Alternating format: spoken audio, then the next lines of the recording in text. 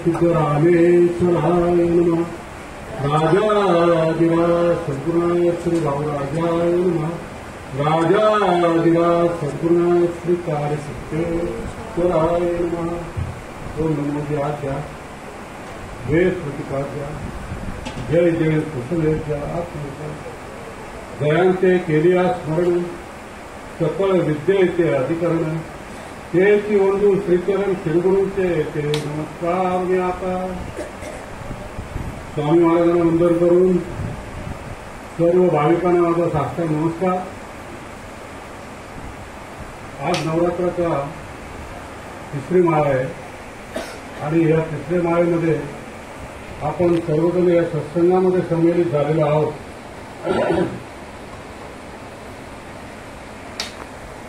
खरं म्हणजे आजचा नवविधा भक्तीचं म्हणजे काल श्रवणाचा समज घेतला, आज कीर्तन निरूपण नवविधा भक्ती सांगितलेली आहे।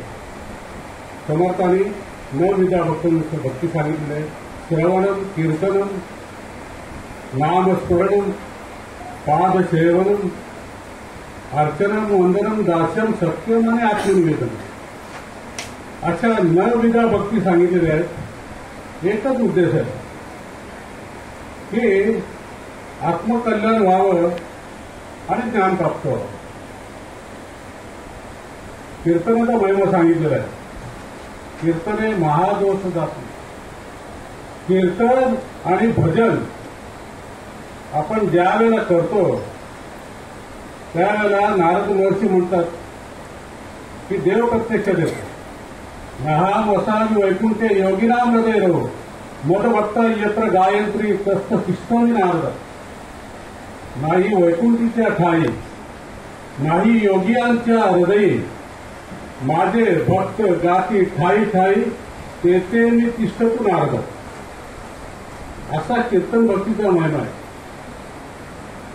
ज्यावेळेला नामदेव महाराज कीर्तन करायचे वाळवंटामध्ये त्यावेळेला प्रत्यक्षात पांडुरंग येऊन त्यांच्यासमोर नाचत असे। नाचतो कीर्तनाच्या रंगी ज्ञानदीप लावू जगी असा कीर्तन महिमा आहे। ह्या नवरात्रामध्ये वास्तविक पाहता की कथा सांगत असत। देवी भागवत कथा, रामकथा, महाभारत कथा त्या अशा कथा सांगून 9 दिवसाचं जागरण करायचं असतं वास्तविक। पण आम्ही काय डिजिटल सगळं झालेलं आहे। सोशल मीडियाचा जमाना आलेला आहे म्हणायला काय हरकत नाही। आणि जागरण करतात पण दांडिया रास वगैरे सगळं जे असतं आपण पाहतो। काल परवाच्या दिवशी महाराजांनी फार सुंदर सांगितलं की आपण बहुसंख्य पूर्वी होतो बहुसंख्य आपला हिंदू धर्म बहुसंख्य होता। फार सुंदर सांगितलं आहे। म्हणजे तुम्ही विचार केला तर अगदी श्रीलंकेपासून तर ब्रह्मा म्यानमार वगैरे जे असे राष्ट्र पाहिले आपण सगळे गांधार आपला सिंगापूरच्या बाजूला जे आहे ते राष्ट्र मला तर आठवत नाही, इंडोनेशिया।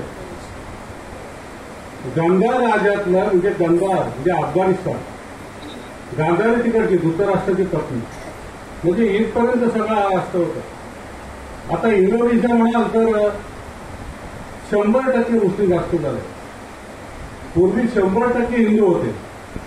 अजून सुद्धा त्यांच्या नोटेवरती आपल्या नोटेवरती जसे महात्मा गांधीचा फोटो असतो तसं त्यांच्या नोटेवरती गणपतीचा फोटो अजूनही आहे। त्यांची नावं हिंदू ठेवलेली आहेत। राम कृष्ण अशी नावं ठेवलेली आहेत। तर ह्याचा विचार झाला पाहिजे असं महाराजांना एकंदरीत सांगायचं होतं। पण ह्याचा विचार आपण नेमका करत नाही। ह्याचा विचार करणं भाग आहे काय? सारा सार विचार करा उठावटी नाम जरा कंठी विठोबाचे दयाचे चिंतन निर्सेल संकट कराल दुर्गट भवसिंधू जन्मनी या कुळी वाचे स्मरा राम घरा आखिने आरणी तुका म्हणे पोटी तुळेची पुनित भावे गाता गीत उतरवाचे. सार आणि आसार याचा विचार सांगितला. सार म्हणजे जे शाश्वत आहे, आसार म्हणजे अशाश्वत आहे. जे आपल्याला दिसतं आणि जे नष्ट होणार आहे ते आसार.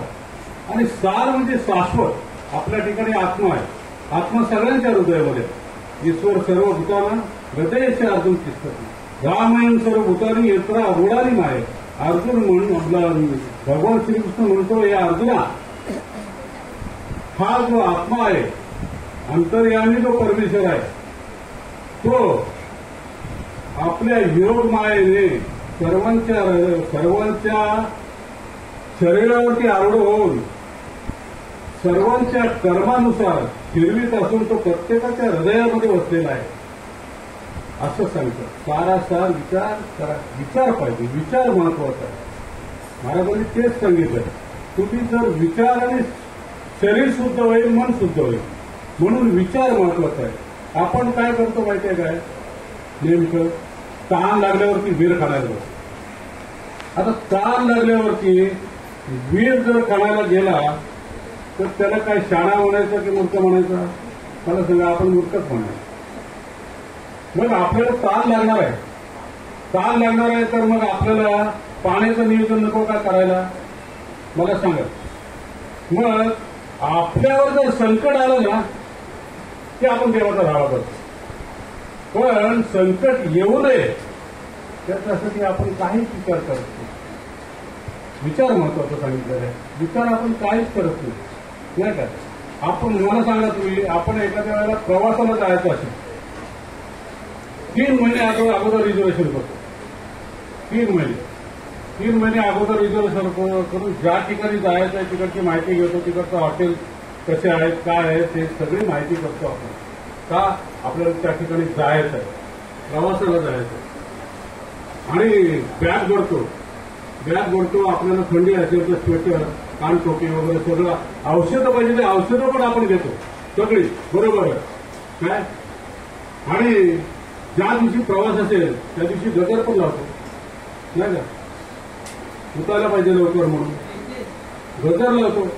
मग आपल्याला 7 वाजता जर गाडी पकडायची असेल तर आपण 8 वाजता गेलो तर चालेल? नाही ना, 6:30 वाजता जायला. आपला सुद्धा प्रवास असाच आहे जीवनाचा. आपण नको का तयारी करायला?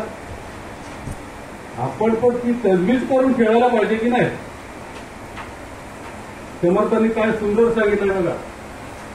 शतवर्ष नाही नेमिले, बाळपण नियंत्रा गेले, तारुण्य वेचले विषयांकडे, वृत्तपणी जाणा रोग नाही लागे कर्म भोग. मग भगवंताचा वेळ थोडे वेळ नाही का? धनाचे विपरीत मत अंती भेटतो भगवंत, ऐसे कल्पनी घात करती सोय आपला. जिता सार्थक नाही केले, व्यर्थ आयुष्य निघून गेले, मुळी धान्यच नाही पेरले ते उगवेल कैसे, असं समर्थ म्हणतात. म्हातारपण आलं ना, म्हणजे काय असतं माहिती? आपण तरुणपणामध्ये बघा, बाळपण तर आपल्या निर्णयामध्ये जातं, काय कळत नाही, अज्ञानामध्ये जातं. तरुणपणे आपण नोकरी धंदा व्यवसाय करतो नाही का? का व्यवसाय करतो, नोकरी धंदा का करतो? की आपल्याला म्हातारपणी काहीतरी तजवीज व्हावी. मुलाने नाही विचारलं तरी आपल्याकडे काहीतरी पाहिजे की नाही? मुलाने घरातून बाहेर काढलं तर काहीतरी पाहिजे की नाही आपल्याकडे? म्हणून सरकारने पेन्शन, आता ती पेन्शन पण नाही होतं, तर सरकारने पेन्शन योजना केली होती त्यासाठी. 60 वर्ष रिटायर झाल्याच्या नंतर त्याला पेन्शन मिळाली पाहिजे, त्याकरता ते प्रयोजन होतं. पण नाही, आता पेन्शन वगैरे नाही मिळत. म्हणून आपण सेव्हिंग करतो की नाही म्हातारपणी? आपल्याला म्हातारपणी काहीतरी पाहिजे पैसे. काय हाकलं मुलांनी तर काहीतरी आपल्याला रोजी चालली पाहिजे की नाही? पण आपण काय करतो? परमार्थाचा सुद्धा असाच विचार करतो ना. तरुणपणी काय होतो? आपण करू की भक्ती करायची आहे ना, म्हातारपणी करू. म्हातारपणी करू असं म्हणतात ना. म्हातारपर्यंत पण म्हातार होईपर्यंत जगलं तर पाहिजे. नाही जगला तर आपण सगळं म्हणतो की आपण म्हातारपणे परमार्थ करू, म्हातारपणे हे करू, म्हातारपणे नाही होत. आता तरुण मंडळी नाही तिथे, नाही तर मी बोलणार होतो तरुण मंडळीच्या बाबतीत, पण नाही. म्हातारपणी ही भोग योनी आहे, फक्त भोगायचे आहे. केलेल्या कर्माची फळं भोगायचे आहेत आपण. तुम्ही जसं कर्म करा, मी मागे ते गाणं म्हणत होतो, जैसे ज्याचे कर्म तैसे फळ देतो ईश्वर. असं मी आमच्या गार्डनमध्ये आमचा ग्रुप आहे सिनियर सिटीजनचा, आहे चांगला ग्रुप आहे. चांगले सिनियर सिटीजनमध्ये पेन्शनर लोक आहेत चांगले, आणि चांगल्या घरातले आहेत, चांगले व्यवस्थित आहेत. पण सगळे सुखी आहेत असं नाही, दुःखी पण आहेत त्याच्यामध्ये. माझं असं राहून मारून झाल्यानंतर एक मला म्हणाले सिनियर सिटीजन, अहो शिंदे बसा जरा, एवढं नाही माझं जरा राहून नाही, जरा बसा 2 मिनिटं. बसलो तर त्यांची कथा सांगायला लागली. मला म्हणाले रात्री झोप येत नाही. सिमेंट्समध्ये जनरल मॅनेजर होता, सिमेंट्स कंपनी जनरल मॅनेजर, म्हणजे त्याचं शिक्षणही तेवढंच असणार. आता जनरल मॅनेजर नंतर सगळी कंपनी त्याच्या हातामध्ये, आणि म्हणतो मला रात्री झोप येत नाही. काहीतरी धार्मिक पुस्तकं वाचा. नाही हो, मी फार प्रयत्न केला, वाचायला मनच देत नाही. तेवढं बाबळेला राम मंदिर आहे आमच्या बोरोलीला, तिथे कीर्तन शनिवारी होतं. कीर्तन आता कीर्तनाचं फार सुंदर सांगितलं सुरेश महाराजांनी. पण नाही हो, कीर्तनाला पण जायची इच्छा होत नाही ना, इच्छा तर झाली पाहिजे. तुला बाबाला कीर्तन आहे तिकडे तरी जा, जायला होतच नाही. काय म्हणजे 70च्या आसपास वय झालेलं आहे त्यांचं, काय होतं. बोलू मग नाटक सिनेमा तरी पहा, काहीतरी म्हणून तरी का असंच काय तुम्ही घरी बायको आजार आहे. मग मुली वगैरे मुलं वगैरे, माझी मुलगी आहे स्वीडनला, अहो मग तिच्याकडे तरी जा. नाही, ती म्हणाली माझे काय व्याप कमी आहेत, तुम्ही आता तुमचं आयुष्य तुमचं आयुष्य आपलं म्हणजे बघा. असं आहे. आता ह्या माणसाला काय सांगायचं, मी म्हणालो आमच्या गोरेगाव मठात या, तुमची चांगली तब्येत सुधारेल. नाही होत. आता करायचं काय, का अशी भानगड आहे. म्हणजे आपल्याला काय करायला पाहिजे हे नेमकं कळलं पाहिजे. हे तुकाराम महाराजांचं अभंग आहे, सिनियर सिटीजनसाठी लिहिलेलं आहे. तुकाराम महाराजांनी फार चांगले म्हणजे एक एक असे अभंग लिहिलेले आहेत ना, अगदी माणसाचं मन परिवर्तन होऊन जाईल असा अभंग आहे. सिनियर सिटीजन वास्तविक तुकाराम महाराजांनी मोरपंत चांगले म्हणतात, मुकुटमणी संतांच्या शिव शिव तुकया म्हणून वाणी फुलेले जडवय तुमची विठ्ठल विठ्ठल म्हणून या वाणी. अहो ज्याने म्हातारपण पाहिजे नाही, मृत्यू अनुभवला नाही आणि सदैव वैकुंठाला गेले, त्याने सिनियर सिटीजनसाठी एक अभंग लिहून ठेवला. फार सुंदर अभंग आहे. व्याजसाठी केला होता आत्ता असं, शेवटचा दिस गोठ व्हावा, आता निश्चिंतीने पावन विसावा, कुंतलीय दावा सुस्वेशिया. आता निश्चिंतीने पावलं विसावा, कुंतलीय दावा सुस्वेशिया. कौतुक वाटे झाली या वेसाचे, नाव मंगळाचे त्याने गुणे. तुका म्हणे मुक्ती परलिली नवली, आता दिवस त्यारी खेळी मिळेल. काय छान म्हणतात बघा. माझा अंतकाळी हरिचिंतनामध्ये देव पळा, हा देह पळावा यासाठीच मी 8 तास केला होता. काय आपण म्हातारपणासाठी काय काय सांगितलं, आपलं बाळपण, तरुणपण, म्हातारपण. म्हातारपणाचं तरुणपण होता येईल का? नाही म्हणा.